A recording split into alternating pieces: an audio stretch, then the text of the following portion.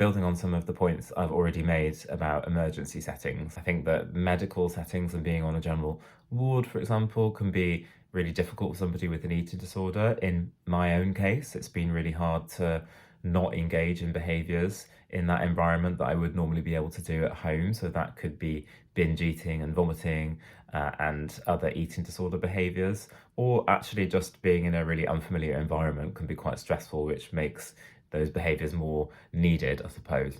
So having an understanding of what might be difficult for any individual patient is going to be based on having open conversations with them, not assuming what their symptoms might be, and really allowing them to open up, which I think comes with rapport. And rapport is possible even in these really stressful situations, but it comes from somebody feeling like that they can trust you and that you're not going to impose on them and do to them, rather to be alongside them and to help support them in that individualized kind of way. So there's really open conversations about what's difficult about this environment, what can we do to help you, rather than this is what we can't do. And having that positive, flexible approach, I think that can make it much easier for somebody to engage and prevent the situations that I've been in myself, where it feels like a tug of war, or like relationships are characterized by conflict rather than collaboration.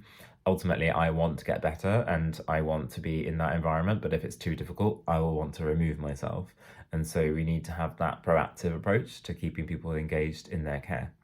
I think another really important point is to think about somebody with an eating disorder in a joined up, holistic kind of way, because eating disorders often don't occur in a vacuum. There might be a complex social context, there might be other mental health problems, there might be neurodivergence, like in my case with ADHD and autism.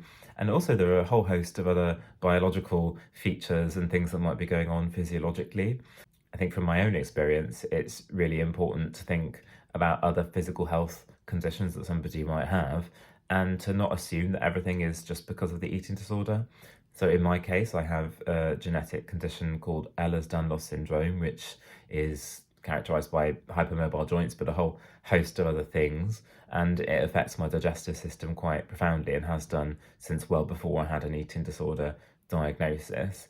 And the symptoms that I have, like gastroparesis, delayed stomach emptying, and all these other gastric symptoms and intestinal symptoms, they've always been understood as a product of the eating disorder in my case when I've been in medical settings. And actually, they're not. They kind of cause the eating disorder in some ways. And thinking about this in a really rounded way can actually help, because it's when I had treatment for the gastroparesis and the stomach emptying that I found that my nutrition was a lot better, my eating disorder was a lot better. I was much less likely to binge eat out of feeling really hungry. But it didn't look like a stereotypical eating disorder where it might be restriction because somebody's got a fear of gaining weight. Like, I don't have that. And when people assume that about me, it really puts me off wanting to engage.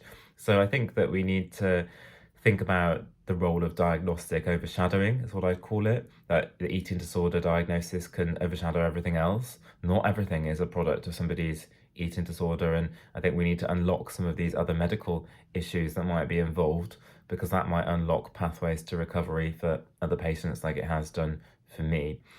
I think also that joined up thinking goes for when we're working with other people and other professionals. So very often, if you have an eating disorder and any number of these other conditions, you have a real job in navigating your own care. And even when I was in a specialist eating disorder service, they didn't provide me with a care coordinator, for example. And doing all of that yourself is really, really hard. And I think that it can be the role of any healthcare professional to think about, what services are available to this person? Who do I need to communicate to? And can I do that for them a little bit? And not being afraid to do that. It doesn't de-skill people. It doesn't make them reliant on services forever. Actually, a lot of people are too unwell to do this. And the reality is that if they don't have somebody advocating for them, and certainly in my case, when I didn't have somebody advocating for me, I fell through the net, and it was really, really dangerous. So I think that doing some of that collaborative working can be really helpful, as well as collaborative thinking about the different kind of things that might be involved in somebody's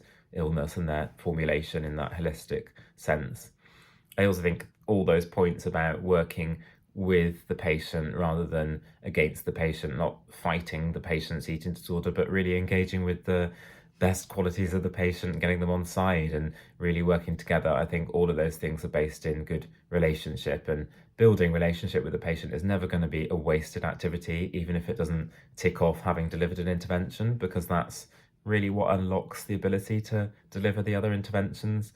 Patients aren't there to have something done to them. And it can feel really quite dehumanizing and degrading if you're just this object that has something a bit wrong with them, needs fixing, and somebody does something to you. Even in these moments that feel quite bleak or come as a result of an emergency, it can be that they actually are really healing moments where somebody can turn around the corner in their recovery.